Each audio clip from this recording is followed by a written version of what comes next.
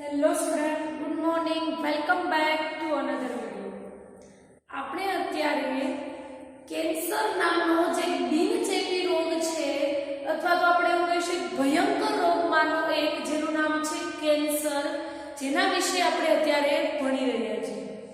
જેમાં લાસ્ટ લેક્ચરમાં આપણે જોયું હતું કે આ કેન્સર નામનો જે રોગ છે એ કેન્સર થવાના કારણો કયા કયા હોઈ શકે. તો હવે કેન્સર થવાના કારણો જોયા બાદ આજના લેક્ચરમાં આપણે જોવાનું છે કે કેન્સરની ચકાસણી અને એનું નિદાન કેવી રીતે કરવામાં આવે છે. શું જોવાનું છે? કેન્સરની ચકાસણી અને નિદાન.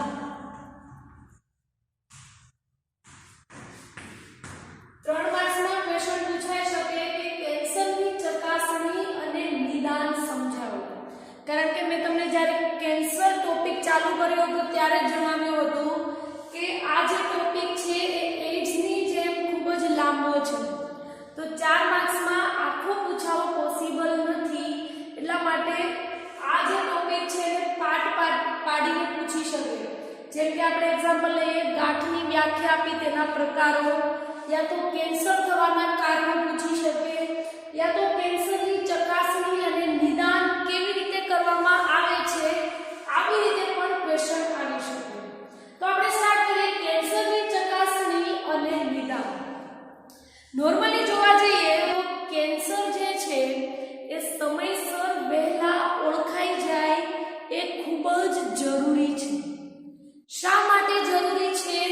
તો એનું કારણ એ છે કે જો કેન્સર સમયસર વહેલા ઓળખાઈ જશે તો કેટલાક કિસ્સાઓમાં એનું નિદાન શક્ય બન્યું છે.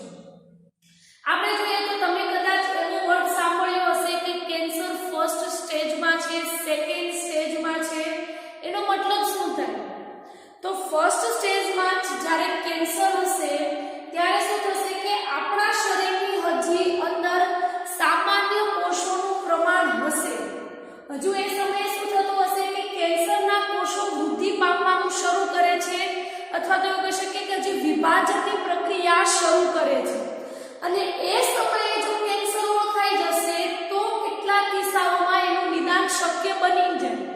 પણ જે સમયે આપણા શરીરના સામાન્ય કોષોને જે પોષક તત્વો જોઈતા હોય એ પોષક તત્વો જ્યારે હવે કેન્સરગ્રસ્ત કોષો લેવા માંડશે અને આપણા શરીરના સામાન્ય કોષોને પોષક તત્વો વંચિત રાખશે, જેથી એ પોતાનું જીવન જીવી શકશે નહીં અને સામાન્ય કોષો મૃત્યુ પામશે.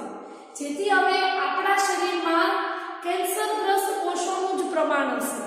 અને એ સમયે હવે જો કેન્સર આપણને ઓળખાયું હોય અને એ સમયે એનું નિદાન કરવા જોઈએ તો કોઈ પણ સંજોગોમાં એનું નિદાન શક્ય નથી. મતલબ એવું કહી શકીએ કે બહુ પોસિબિલિટી ઓછી હોય છે એ સમયે કેન્સરનો ઉપચાર કરવાનો. તો એટલા માટે જ કહીએ છીએ કે કેન્સર નામનો રોગ એવો છે કે જેટલો વહેલો ઓળખાઈ જશે એટલું એનું નિદાન અમુક સંજોગોમાં શક્ય બનશે. સ્ટાર્ટ કરીએ આપણે કે સપોઝ અહીંયા મને ગાંઠ છે. હવે આ ગાંઠ મને સામાન્ય ગાંઠ છે કે કેન્સરગ્રસ્ત ગાંઠ એ કેવી રીતે જાણી શકું? કારણ કે મોસ્ટલી શું હોય છે, તમને પણ ખ્યાલ હશે, કેન્સર જે છે એટલે તમારા મગજમાં એવો જ ખ્યાલ આવશે કે ગાંઠ. પણ આપણે ફર્સ્ટ લેક્ચર કેન્સર જ્યારે આપણે સ્ટાર્ટ કર્યો ટોપિક, એના પાર્ટ 1માં મેં તમને જણાવ્યું હતું કે ગાંઠના 2 પ્રકાર છે, એક સાધ્ય ગાંઠ અને એક અસાધ્ય ગાંઠ. સાધ્ય ગાંઠમાં શું હોય છે કે સાધ્ય ગાંઠ જે પણ વ્યક્તિને થાય એ વ્યક્તિને કોઈ નુકસાન નથી કરતું, અથવા તો એવું કહી શકીએ નહિવત નુકસાન હોય છે, જેથી આપણે સાધ્ય ગાંઠને કેન્સરગ્રસ્ત ગાંઠ તો ના જ કહી શકીએ. તો બીજી વાત આપણે કરીએ અસાધ્ય ગાંઠની. અસાધ્ય ગાંઠને આપણે કેન્સરગ્રસ્ત ગાંઠ કહી શકીએ છીએ. શું કામ? કારણ કે કેન્સરગ્રસ્ત ગાંઠ છે અને આ અસાધ્ય ગાંઠ જે છે એ ગાંઠ આપણને નુકસાન પહોંચાડે છે. એટલા માટે એક અસાધ્ય ગાંઠ જે છે એને, જે વ્યક્તિને અસાધ્ય ગાંઠ થઈ હોય એ વ્યક્તિને જ આપણે એવું કહી શકીએ કે એને કેન્સર થયું છે. તો હવે કોઈ વ્યક્તિને ગાંઠ થઈ હોય તો હવે એ ગાંઠ સાધ્ય છે કે અસાધ્ય, અથવા તો આપણે બીજા શબ્દોમાં બોલીએ કે ગાંઠ જે છે એ કેન્સરગ્રસ્ત છે કે સામાન્ય ગાંઠ છે એ કેવી રીતે ખબર પડે? તો એના માટે બાયોપ્સી કરીને એક મેથડ છે. બાયોપ્સી દ્વારા આપણે જાણી શકીએ છીએ કે કોઈ ગાંઠ છે તો એ સામાન્ય છે કે કેન્સરગ્રસ્ત છે. શું છે? બાયોપ્સી કરવામાં આવે છે. એ ગાંઠનું શું કરવામાં આવે છે? બાયોપ્સી.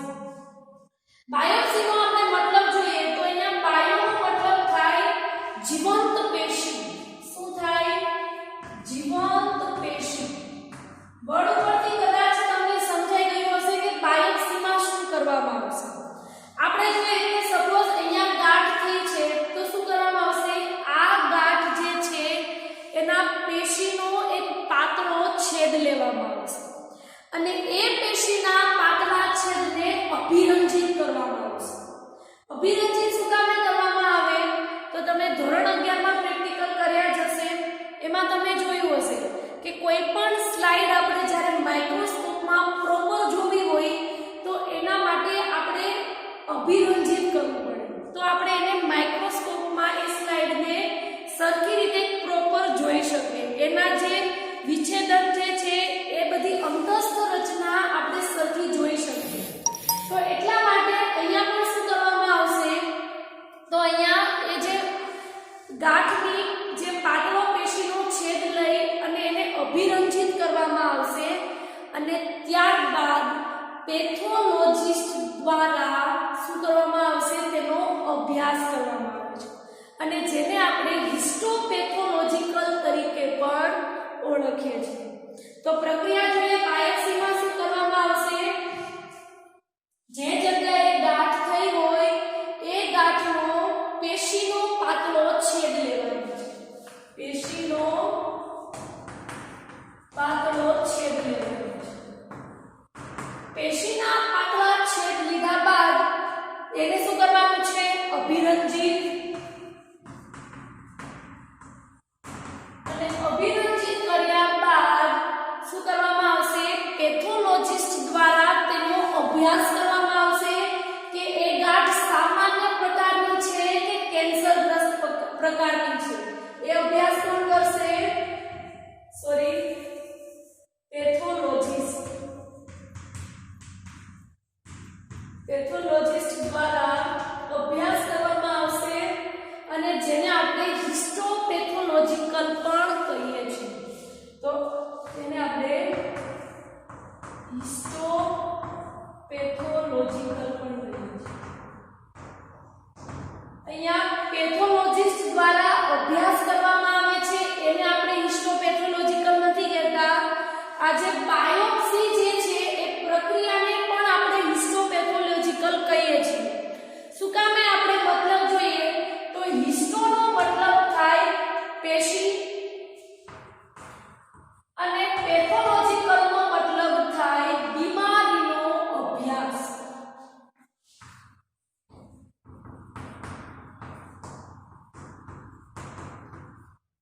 આ પ્રકારે એટલે કે બાયોપ્સી અને હિસ્ટોપેથોલોજીકલ બંને આપણે સિમિલર વર્ડ પણ કહી શકીએ, પણ મોસ્ટલી બધી જગ્યાએ બાયોપ્સી એવો જ વર્ડ યુઝ થાય છે. કદાચ તમે ક્યારેક આ વર્ડ સાંભળ્યો પણ હશે. શું કરવામાં આવે છે કે જે જગ્યાએ આપણા શરીરમાં ગાંઠ થઈ હોય એ ગાંઠની બાયોપ્સી કરવામાં આવે છે. બાયોપ્સીમાં પેશીનો પાતળો છેદ લઈ તેને અભિરંજિત કરી અને પેથોલોજિસ્ટ તેનો અભ્યાસ કરે છે અને તેને આપણે હિસ્ટોપેથોલોજીકલ તરીકે પણ ઓળખીએ છીએ. ત્યારબાદ આપણે જોઈએ તો લ્યુકેમિયા કેન્સર. આ પણ તમે કદાચ સાંભળ્યું હશે. લ્યુકેમિયા કેન્સર જે છે એને આપણે બ્લડ કેન્સર કહીએ છીએ. શું કહીએ છીએ? લ્યુકેમિયા, જેને બ્લડ કેન્સર કહેવાય છે. અને આ આપણે ટેક્સ્ટબુકમાં વર્ડ નથી આપેલો, પણ એમસીક્યુ માટે અને એમાં પણ ખાસ કરીને નીટ માટે ખાસ યાદ રાખવાનું છે. જ્યારે લ્યુકેમિયા પ્રકારનું કેન્સર થશે ત્યારે એ વ્યક્તિઓમાં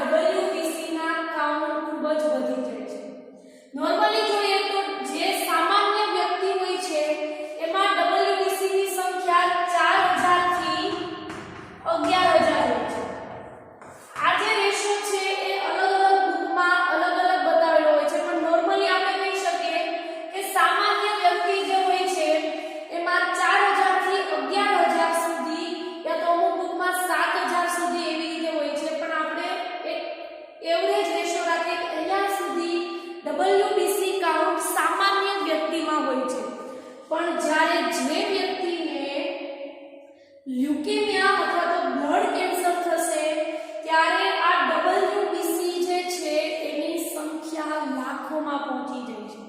1.5 લાખ, 2 લાખ, 2.5 લાખ.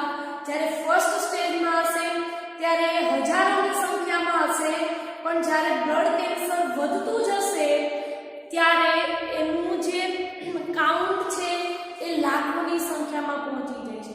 એટલા માટે જ કહેવામાં આવે છે કે કેન્સર જે છે એ કેન્સર વહેલા ઓળખાય તે એ બાબત ખૂબ જ સારી કહેવાય છે. ક્લિયર અને જરૂરી પણ છે. તો શું થશે કે લ્યુકેમિયા જે છે એમાં એક સેકન્ડ રુધિર અને અસ્થિ મજ્જા જે હોય છે એના વધતા જતા કોષોની માત્રા જે છે એને ધ્યાનમાં લેવામાં આવે છે. કારણ કે તમે નોટિસ કર્યું હશે કે મોટાભાગના જે કેન્સર હોય છે એ ગાંઠ સ્વરૂપે જ હોય છે, પણ લ્યુકેમિયા જ્યારે કોઈ વ્યક્તિને બ્લડ કેન્સર થયું હશે ત્યારે બ્લડ કેન્સરમાં ગાંઠ જોવા નથી મળતું. ત્યારે આપણા જે રુધિર હોય છે એમાં જે WBC હોય છે એ WBC નું જ પ્રમાણ વધી જાય છે. તો એ સમયે શું કરવામાં આવશે? તો નોર્મલી ડોક્ટર CBC નામનો એક રિપોર્ટ કરવાનો કહે છે. એ CBC રિપોર્ટમાં WBC, RBC, હિમોગ્લોબિન આ બધાનું પ્રમાણ કેટલું છે એ બધું CBC રિપોર્ટમાં જોવામાં આવે છે. અને એ CBC રિપોર્ટમાં શું કરવામાં આવે છે કે આપણા જે રુધિર છે એ અને અસ્થિ મજ્જા, અહીંયા અસ્થિ મજ્જા વર્ડ એટલે લખ્યો છે કારણ કે આપણે જોઈએ તો રક્તકણ, શ્વેતકણ આ બધું અસ્થિ મજ્જામાં બને છે, લાલ અસ્થિ મજ્જામાં. તો એટલા માટે રુધિર અને અસ્થિ મજ્જા જે છે એના કોષોની માત્રા ધ્યાનમાં લેવામાં આવે છે.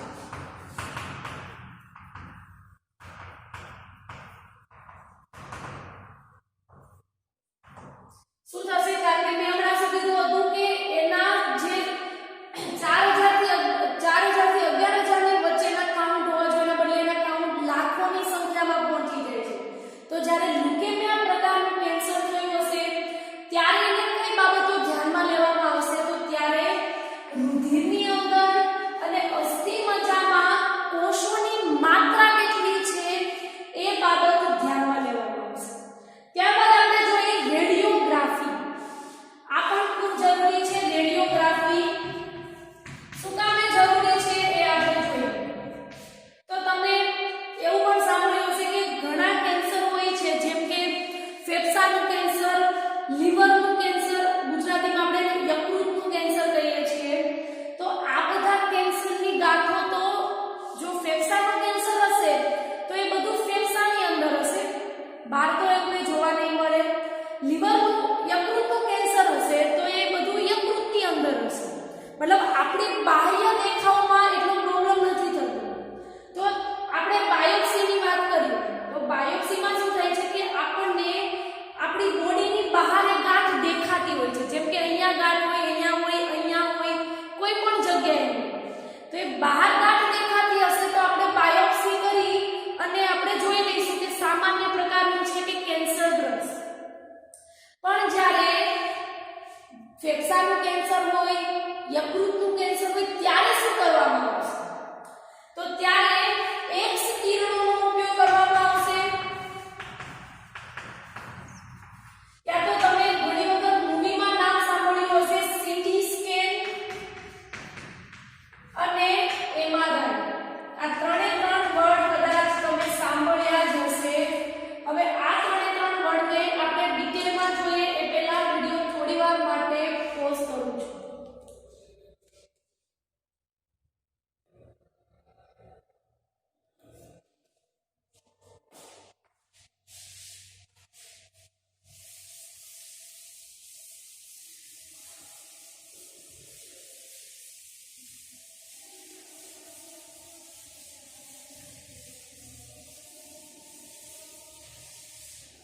રેડિયોગ્રાફીમાં શું કરવામાં આવે છે?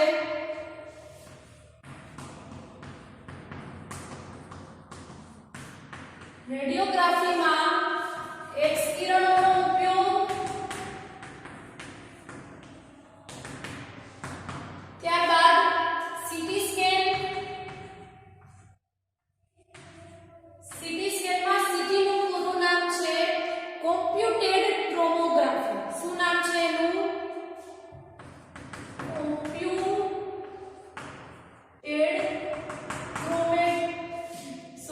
ક્રોમોગ્રાફી. આ એમસીક્યુ માટે પૂરા નામ ખાસ યાદ રાખવાના છે. સીટી સ્કેનમાં સીટી નું પૂરું નામ છે કોમ્પ્યુટેડ ટોમોગ્રાફી. ત્યારબાદ આપણે એમઆરઆઈ નું પૂરું નામ જોઈએ તો એમઆરઆઈ નું પૂરું નામ છે મેગ્નેટિક રિસોનન્સ ઇમેજિંગ. શું નામ છે પૂરું નામ એમઆરઆઈ નું? Magnetic resonance image. તો આ બંને પૂરા નામ એમસીક્યુ માટે ખાસ યાદ રાખવાના છે. આપણે ડિટેલમાં જોઈએ કે સીટી સ્કેન અને એમઆરઆઈ નો ઉપયોગ કેવી રીતે કરવામાં આવે છે. તમે ઘણી વખત મૂવીમાં પણ જોયું હશે. આપણે જોઈએ સીટી સ્કેન. સીટી સ્કેનમાં શું કરવામાં આવશે કે પ્રોપર આપણે લઈએ કે જેમ કે આપણે યકૃતના કોષો વિશે માહિતી લેવાની છે. મતલબ કે યકૃતના જે સામાન્ય કોષો છે એ સામાન્ય કોષો કેન્સરગ્રસ્ત કોષોમાં રૂપાંતરણ થયા છે કે નથી થયા એવી બધી જો જાણકારી લેવી હોય તો આપણે આ યકૃત છે તો શું કરવામાં આવશે કે યકૃત ઉપર એક્સ કિરણો જે છે આ એક્સ કિરણોનો મારો ચડાવવામાં આવશે અને ત્યારબાદ આવું 3D ચિત્ર જે છે એ પ્રદર્શિત થશે. ફરીથી રિપીટ કરું છું. સીટી સ્કેનમાં શું થાય છે 3D ચિત્ર અથવા તો આપણે ત્રિપારિમાણિક ચિત્ર કહીએ છીએ. આ ત્રિપારિમાણિક ચિત્ર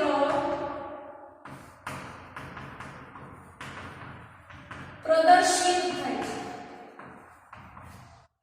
ક્લિયર થશે શું કે આપણે આ સપોઝ કોષ ઉપર ફોકસ કરવાનું છે. આ કોષો ઉપર આપણે એક્સ કિરણો આપાત કરીએ તો શું થશે કે એ કોષોની આજુબાજુની આપણને બધા જ કોષોની જાણકારી મળી જશે અને યકૃતનો આપણને એક 3D ચિત્ર જે છે એ પ્રદર્શિત થશે. તો આ થયું સીટી સ્કેન. ત્યારબાદ આપણે એમઆરઆઈ જોઈએ. એમઆરઆઈ જે છે એ તમે મૂવીમાં 100% જોયું હશે. તેમાં શું કરવામાં આવે છે કે જે પેશન્ટ હોય છે એને સુવડાવી દેવામાં આવે છે અને એને લોખંડની કોઈ પણ વસ્તુ એને સાથે લઈ જવા નથી દેતા અને શું કરવામાં આવે છે કે નાનું ભૂંગળા જેવું હોય એમાંથી એને પસાર કરવામાં આવે છે. એ જ છે એમઆરઆઈ. એમાં શું કરવામાં આવશે કે લોખંડની વસ્તુ લઈ જવા માટે એટલે અલાવ નથી કરતા કારણ કે એની આજુબાજુ જે એને પેલામાં પસાર કરે છે એની આજુબાજુ તીવ્ર ચુંબકીય ક્ષેત્ર હોય છે.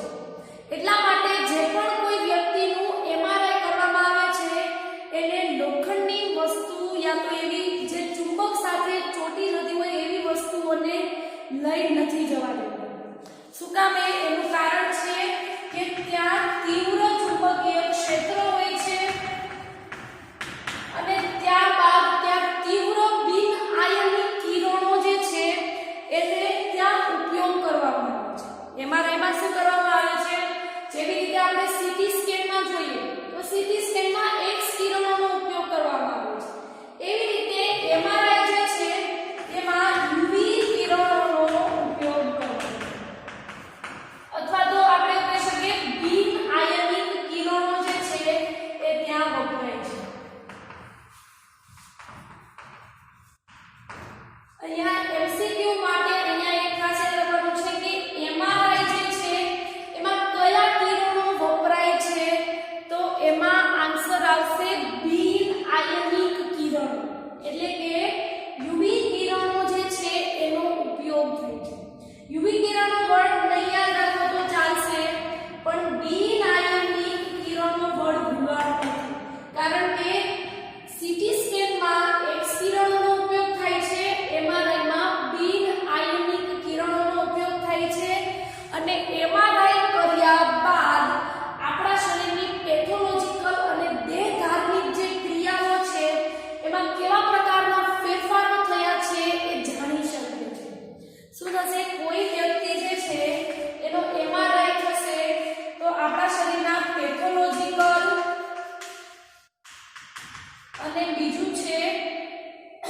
દેહધાર્મિક. આ દેહધાર્મિક ફેરફારો કેવા પ્રકારના થાય છે એ પણ આપણે જાણી શકીએ છીએ. હવે આપણે જોઈએ કે આનુવંશિકતા રીતે થવાની સંભાવના, મતલબ કે કેન્સર જે છે એ આનુવંશિકતા રીતે થવાની અથવા તો આનુવંશિક રીતે થવાની સંભાવના હોય તો કેન્સરના ચોક્કસ નિદાન માટે આણ્વિક જીવવિજ્ઞાન જે છે એનો ઉપયોગ કરવામાં આવે છે અને ત્યારબાદ જનીનનું પરીક્ષણ કરવામાં આવે છે. આ આણ્વીય જીવવિજ્ઞાન શું છે આપણે ડિટેલમાં ચેપ્ટર નંબર 12 માં ભણવાનું છે. તો અત્યારે આપણે આણ્વીય જીવવિજ્ઞાન જે છે એના વિશે ડિટેલમાં નથી જોવાનું, પણ કેન્સરની ચકાસણી આપણે બાયોપ્સી જોયું, ત્યારબાદ લ્યુકેમિયા અને હવે આ છે રેડિયોગ્રાફી. આ ત્રણ વર્ડ જે છે એ ભૂલાવા ના જોઈએ. થોડીવાર માટે વિડિયો પોઝ કરું છું, પછી આપણે કેન્સરની સારવાર કઈ રીતે કરી શકીએ એની ચર્ચા કરીએ.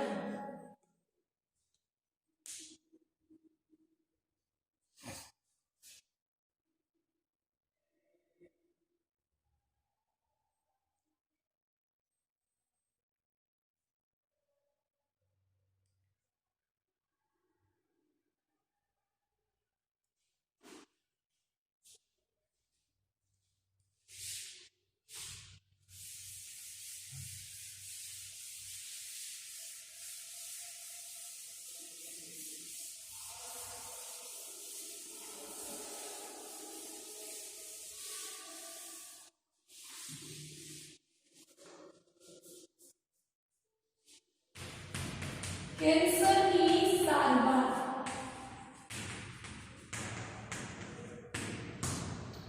કેન્સરની સારવાર જે છે એના માટે સામાન્ય રીતે શસ્ત્રક્રિયા, વિકિરણ સારવાર યા તો પ્રતિકારકતા સારવાર આપવામાં આવે છે. શું કરવામાં આવે છે? કેન્સરની સારવાર માટે સામાન્ય રીતે શસ્ત્રક્રિયા, વિકિરણ સારવાર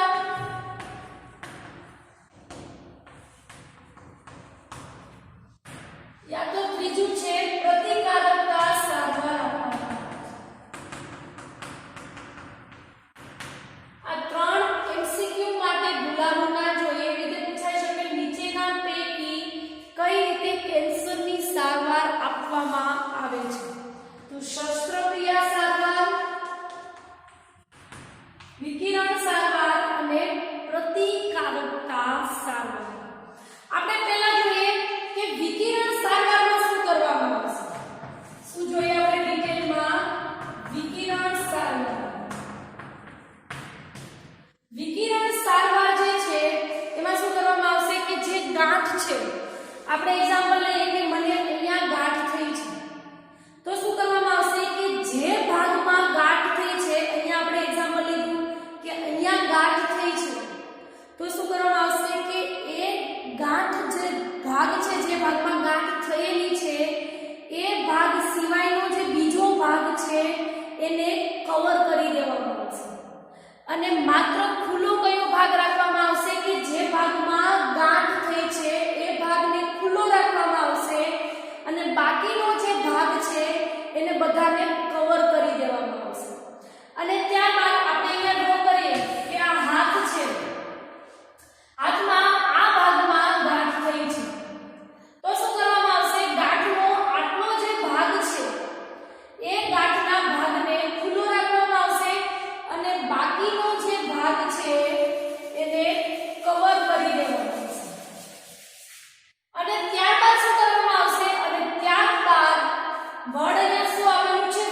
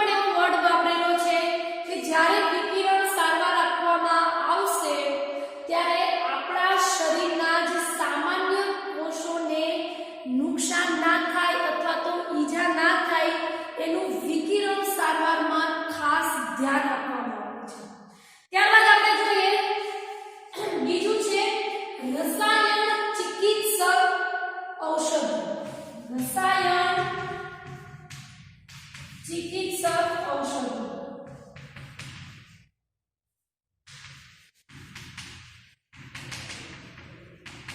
કદાચ આ વર્ડ તમે નહીં સાંભળ્યો હોય પણ એને આપણે ઇંગ્લિશમાં તમે એકવાર સાંભળ્યું હશે કીમોથેરાપી. આ રસાયણ ચિકિત્સક ઔષધોને ઇંગ્લિશમાં કીમોથેરાપી કહેવાય છે. તો અહીંયા લખીએ કીમોથેરાપી. અને જે કેન્સરગ્રસ્ત વ્યક્તિને કીમોથેરાપી આપવામાં આવશે એ વ્યક્તિ જે છે એમાં કેન્સરગ્રસ્ત કોષોનો નાશ તો થઈ જશે પણ સાથે સાથે એ જે કીમોથેરાપીમાં જે ડ્રગ્સ આપવામાં આવે છે અથવા તો જે દવા આપવામાં આવે છે એનાથી કેન્સરગ્રસ્ત વ્યક્તિને આડઅસર થાય છે. જેમ કે તમે ઘણી વખત જોયું હશે કે જે કેન્સરગ્રસ્ત વ્યક્તિ હોય એના વાળ ઉતરી જાય છે અથવા તો એનિમિયા જેવા રોગો પણ થાય છે.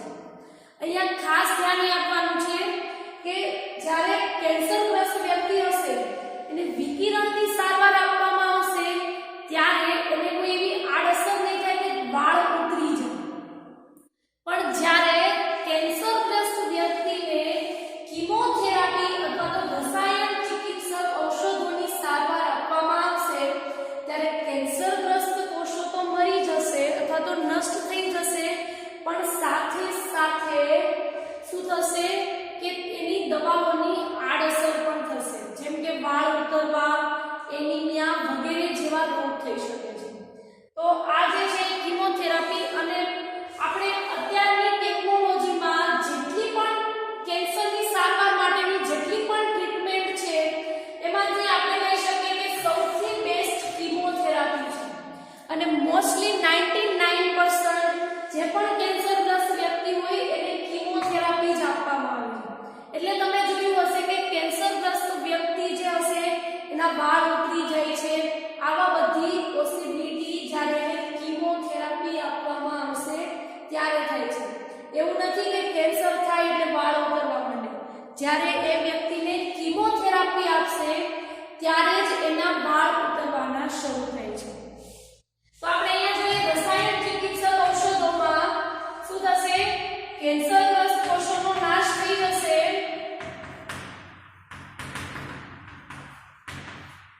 પણ સાથે સાથે તેની આડઅસર પણ જોવા મળશે.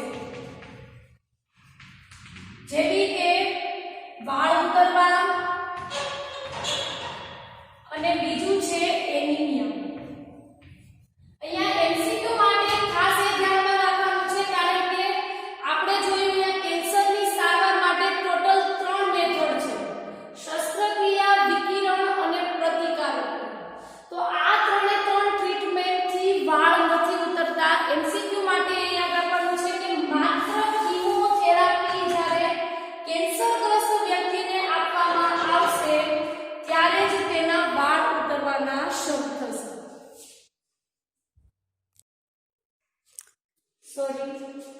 તો બીજું એમસીક્યુ માટે તમને એવો આઈડિયા હશે કે કેન્સરગ્રસ્ત વ્યક્તિના વાળ તો ઉતરી જાય છે પણ સાથે સાથે અહીંયા એનિમિયા વર્ડ પણ યાદ રાખવાનું છે.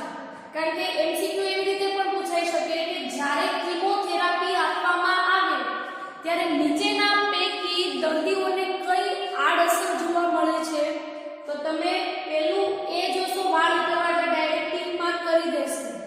પણ સાથે સાથે આપણે બીજો શબ્દ પણ યાદ રાખવાનો છે કે માત્ર વાળ નથી ઉતરતા, એનિમિયા જેવા રોગોની પણ આડઅસરો થાય છે. ત્રીજું આપણે જોઈએ પ્રતિકારકતા સારવાર.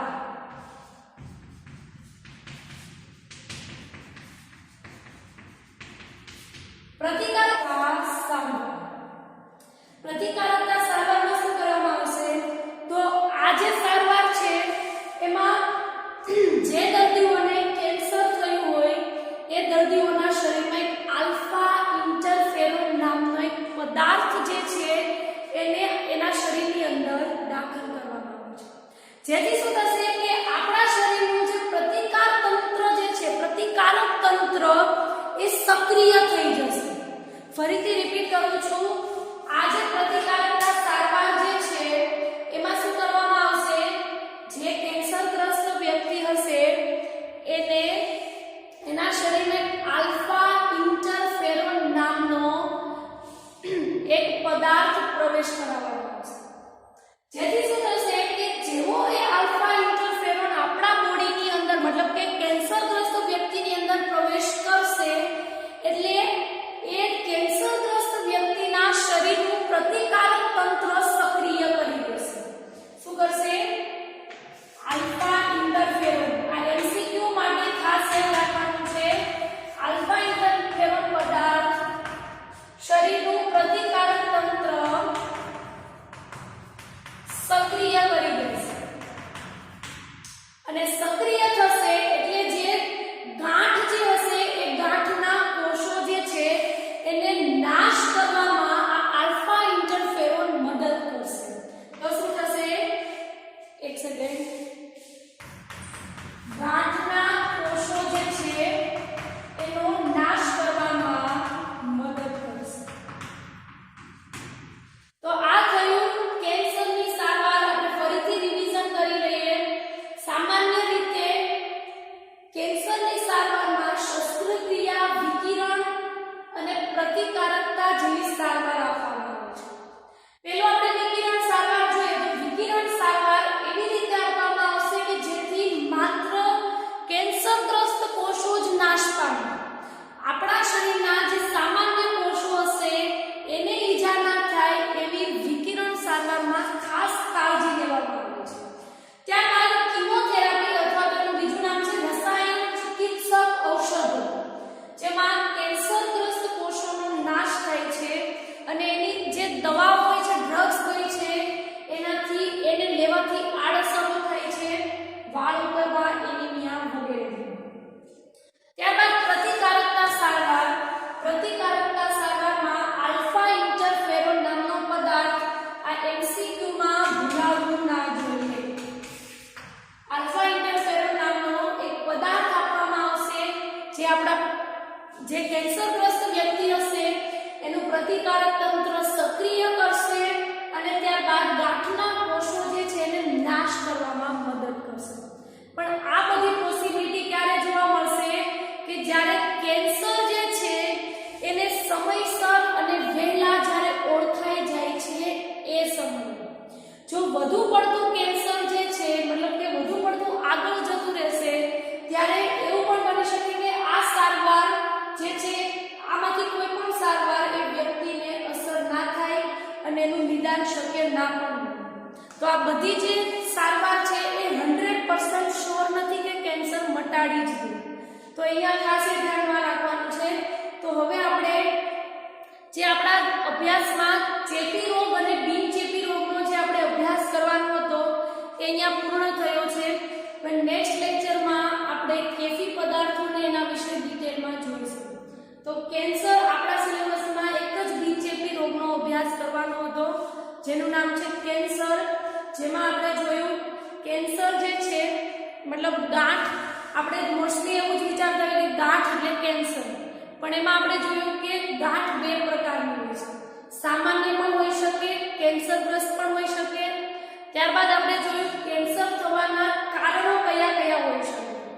ત્યારબાદ કેન્સરની ચકાસણી અને નિદાન અને પછી જોયું આપણે કેન્સરની સારવાર કેવી રીતે કરવી. તો થોડી વાર માટે વિડીયો પોઝ કરું છું, પછી હોમવર્કમાં ક્વેશ્ચન આપું છું.